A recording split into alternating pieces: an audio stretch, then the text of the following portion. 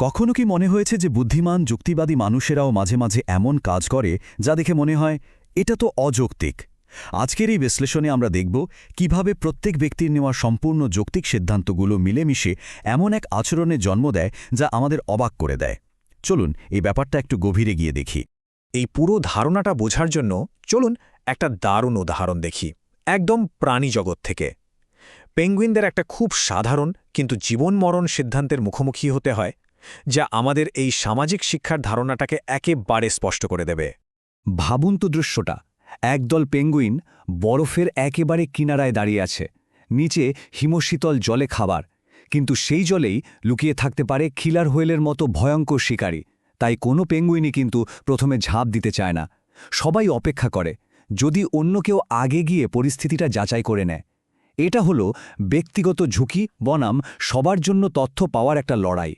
তো এই যে সবাই মিলে অপেক্ষা করছে, এটা তো দলের জন্য ভালো না, তাই না? সবাই তো ক্ষুধার্ত। আর পেঙ্গুইনরা এর কি সমাধান বের করেছে জানেন?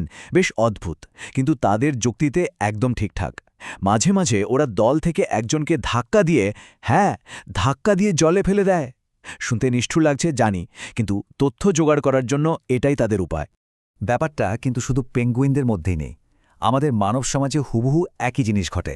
একটা উদাহরণ দিই, 2002 সালে ওয়াশিংটন ডিসিতে যখন স্নাইপার হামলা হচ্ছিল, তখন প্রথম দিকের কয়েকজন সাক্ষী একটা সাদা ভ্যানের কথা বলে, আর ব্যাস, এই খবরটা এমনভাবে ছড়িয়ে পড়ল যে সবার মাথায় গেঁথে গেল অপরাধী সাদা ভ্যানেই ঘুরছে। পুলিশ এমনকি আসল অপরাধীর নীল গাড়িটা থামিয়েও ছেড়ে দিয়েছিল, কারণ তাদের মাথায়ও ছিল ওই সাদা ভ্যানের ছবি। ভাবা যায়, এটা পরিষ্কার দেখিয়ে দেয় আমরা তথ্যের জন্য কতটা অন্যের ওপর নির্ভর করি। তাহলে আসল প্রশ্নটা কি? পেঙ্গুইন হোক বা মানুষ, আমরা কেন এভাবে আচরণ করি? এটা কি শুধু ভয় বা অযৌক্তিক কোনো আতঙ্ক, নাকি এর পেছনে আরও গভীর কোনো যুক্তি লুকিয়ে আছে? চলুন এই ধাঁধারই উত্তর খোঁজা যাক। আচ্ছা, পেঙ্গুইন বা স্নাইপার হামলার মতো বড় বড় ঘটনা থেকে বেরিয়ে এসে এবার একটা খুব সাধারণ আমাদের প্রতিদিনের জীবনের একটা উদাহরণ দেখি, তাহলেই পুরো বিষয়টা পরিষ্কার হয়ে যাবে। ধরুন সকালবেলা অফিস যাবেন বলে বেরোচ্ছেন, বাইরে ঝকঝকে রোদ, আকাশ পরিষ্কার, কিন্তু দেখলেন পাড়া প্রতিবেশীরা সবাই ছাতা হাতে নিয়ে বেরোচ্ছে। কি করা হবে? খুব সম্ভবত দৌড়ে গিয়ে একটা ছাতা নিয়ে নেওয়া হবে, তাই না? কেন? এটা কিন্তু অন্ধ অনুকরণ নয়। যুক্তি দিয়ে ভাবলে বোঝা যাবে ওরা নিশ্চয়ই ওয়েদার রিপোর্ট দেখেছে, যা আমি দেখিনি। বৃষ্টি হতে পারে, তার মানে ওদের কাজটা একটা তথ্যের মতো কাজ করছে। আর এই যে অন্যদের কাজ দেখে শেখা, এই প্রক্রিয়াটাকেই বলে সোশ্যাল লার্নিং বা সামাজিক শিক্ষা। আমরা আসলে অন্যের কাজ দেখে তাদের কাছে থাকা গোপন তথ্যটা অনুমান করার চেষ্টা করি। এটা কিন্তু শেখার একটা দারুণ শক্তিশালী উপায়। কিন্তু এখানেই একটা বড় কিন্তু আছে। কি হবে যদি প্রথম যে লোকটা ছাতা নিয়ে বেরিয়েছিল সে আসলে ভুল করে থাকে? ধরুন তার ছাতাটা আগের দিন রাত থেকেই বাইরে পড়েছিল, সে শুধু ওটা তুলে নিয়েছে, আর বাকি সবাই তাকে দেখে ছাতা নিয়েছে। তাহলে কি দাঁড়ালো? পুরো দলটাই একটা ভুল তথ্যের উপর ভর করে সিদ্ধান্ত নিল, তাই তো? আর ঠিক এই জায়গাটাতেই আমাদের আজকের আলোচনার একেবারে মূল ধারণাটা চলে আসছে। এটাকে বলা হয় ইনফরমেশন ক্যাসকেড বা তথ্যের জলপ্রপাত। চলুন দেখি কিভাবে এই ভিড়কে অনুসরণ করার প্রবণতা তৈরি হয়, আর কেনই বা একটা সময়ের পর মানুষ নিজের বিচার বুদ্ধিকেই পাত্তা দেওয়া বন্ধ করে দেয়। প্রশ্নটা শুনতে একটু অদ্ভুত লাগতে পারে, তাই না? নিজের পাওয়া তথ্যকে উপেক্ষা করাটা আবার যৌক্তিক হয় কিভাবে?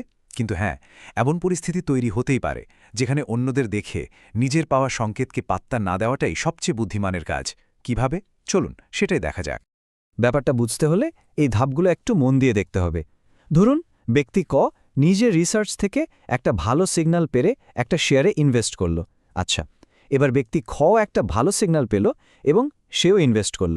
এখন বাজারে দুটো পজিটিভ পাবলিক সিগন্যাল তৈরি হলো। এবার এলো ব্যক্তি গ, তার নিজের কাছে যে তথ্য আছে সেটা কিন্তু খারাপ, মানে শেয়ারটা কেনা ঠিক হবে না। কিন্তু সে কি দেখছে? সে দেখছে তার আগে দুজন কিনেছে। সে তখন যুক্তি দিয়ে ভাববে, আমার একার তথ্যের থেকে দুজনের তথ্য তো বেশি শক্তিশালী হওয়ার কথা। এই ভেবে সে নিজের পাওয়া খারাপ সিগন্যালটাকে উপেক্ষা করে বিনিয়োগ করে ফেলল। আর এখানেই হলো আসল খেলা। তার এই কাজটা কিন্তু বাজারে কোনো নতুন তথ্য যোগ করল না, কারণ সে তো শুধু আগের দুজনকে অনুসরণ করেছে। এখন চতুর্থ ব্যক্তি ঘ এসে কি দেখবে? সে দেখবে তিনজন বিনিয়োগ করেছে, তার নিজের কাছে থাকা তথ্যের আর কোনো মূল্যই থাকল না। ব্যাস, ভিড় বা হার্ট তৈরি হওয়া শুরু হয়ে গেল। এই যে ঘটনাটা ঘটল, যেখানে মানুষ যুক্তি দিয়েই নিজের ব্যক্তিগত তথ্য ব্যবহার করা বন্ধ করে দেয় আর শুধু আগের মানুষদের কাজ দেখে সিদ্ধান্ত নিতে থাকে, ঠিক এই পরিস্থিতিটাকেই বলা হয় ইনফরমেশনাল ক্যাসকেড। আর যেই মুহূর্তে এই ক্যাসকেড শুরু হয়, ঠিক সেই মুহূর্তে সামাজিক শিক্ষার প্রক্রিয়াটা থেমে যায়। নতুন কোনো তথ্য আর ওই সিস্টেমে ঢোকে না, সবাই শুধু আগের জনকে অনুসরণ করতে থাকে।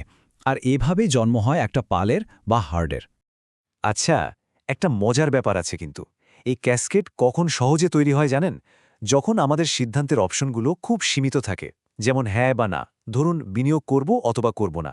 কিন্তু যখন সিদ্ধান্তের পরিসরটা বড় হয়, যেমন কত টাকা বিনিয়োগ করব, তখন কিন্তু এক একজনের কাছ থেকে অনেক বেশি তথ্য পাওয়া যায়। তখন এই শেখার প্রক্রিয়াটা অত সহজে বন্ধ হয় না। তো তথ্য তো অনেক হলো, এবার চলুন দেখি বাস্তব জীবনের প্রভাবটা ঠিক কেমন। আমাদের চারপাশে এই তথ্যের জলপ্রপাত আসলে কি কি ঘটনা ঘটায়। এই যে ফ্যাশন বা ট্রেন্ড, কেন হঠাৎ করে একটা জিনিস খুব জনপ্রিয় হয়ে যায়, আবার কিছুদিন পর হারিয়ে যায়? কিংবা শেয়ার বাজারে কেন হঠাৎ করে ধস নামে? এমনকি রাজনৈতিক নেতাদের জনপ্রিয়তা হঠাৎ বেড়ে যাওয়া বা কমে যাওয়ার পেছনেও কিন্তু এই ইনফরমেশনাল ক্যাসকেড একটা বড় ভূমিকা রাখতে পারে। আর শুরুতে যে সাদা ভ্যানের গল্পটা বলেছিলাম, সেটাও তো এর একটা ক্লাসিক উদাহরণ। কিন্তু সবচেয়ে ভয়ের ব্যাপার কোনটা জানেন? এই যে এত বড় একটা ভিড় বা পাল তৈরি হলো, সেটার ভিত্তি হতে পারে মাত্র ১-২ জন মানুষের খুব সামান্য বা এমনকি ভুল তথ্যের ওপর। আর যেহেতু ভিতটাই এত নড়বড়ে, তাই এই পালগুলোও হয় আয়নার মতো ভঙ্গুর। আর এই ভঙ্গুরতার কারণেই আমরা প্রায়ই দেখি শেয়ার বাজারে হয়তো অনেক দিন ধরে রমরমা অবস্থা চলছে, কিন্তু ছোট্ট একটা খারাপ খবরেই পুরো বাজারটা হুড়মুড়িয়ে ভেঙে পড়ে। কারণটা হলো ওই রমরমা অবস্থাটা হয়তো সত্যিকারের ভালো তথ্যের উপর ভিত্তি করে গড়ে ওঠেনি, বরং একটা ইনফরমেশনাল ক্যাসকেডের ফল ছিল। তাহলে পুরো আলোচনাটা শেষে আমরা কোথায় এসে দাঁড়ালাম? একটা অদ্ভুত বিরোধাভাস বা প্যারাডক্সের সামনে, যেখানে দেখুন প্রত্যেকটা মানুষ কিন্তু নিজের জায়গা থেকে একদম স্মার্ট আর যৌক্তিক সিদ্ধান্তটাই নিচ্ছে। এই বিষয়ে লেখক ক্রিস্টোফ শ্যামলি তার বইতে একটা মোক্ষম কথা বলেছেন। তিনি বলছেন, এই যে ব্যক্তিগত পর্যায়ে মানুষ এত যুক্তিবাদী, ঠিক সেই যুক্তিকতার কারণেই সম্মিলিতভাবে শেখার প্রক্রিয়াটা অদক্ষ হয়ে যেতে পারে, এমনকি পুরোপুরি ব্যর্থ হতে পারে। ভাবুন একবার, ব্যক্তিগত যুক্তি হয়ে দাঁড়াচ্ছে সম্মিলিত ভুলের কারণ। তাহলে পরের বার থেকে যখনই কোনো ট্রেন্ড বা ভিড়কে অনুসরণ করতে দেখা যাবে, তখন হয়তো এই প্রশ্নটা ভাবা যেতেই পারে, আমরা কি সত্যি সম্মিলিত জ্ঞানের সুবিধা নিচ্ছি, নাকি এমন একটা ডমিনো এফেক্টের অংশ হয়ে যাচ্ছি যার শুরুটা হয়েছিল হয়তো ছোট্ট একটা ভুল দিয়ে? এটা কিন্তু ভেবে দেখার মতো একটা বিষয়, তাই না?